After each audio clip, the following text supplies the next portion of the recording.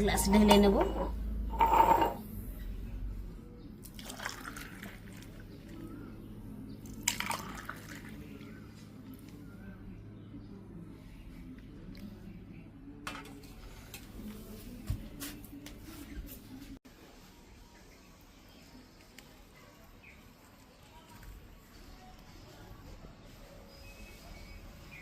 দেখলেন বন্ধুরা, আপনাদেরকে আমি সহজ পদ্ধতিতে গাছের আম পড়েছিল, আম দিয়ে আপনাদেরকে শরবত বানিয়ে দেখালাম পুদিনা পাতা দিয়ে, কত কম সময়ের মধ্যে সহজ পদ্ধতিতে। আপনারা এরকম বানিয়ে খাবেন। আমি খেয়ে দেখছি কেমন হয়েছে। হেবি টেস্টি হয়েছে, টকটক পুদিনার সেন্ট আসছে, খুব সুন্দর।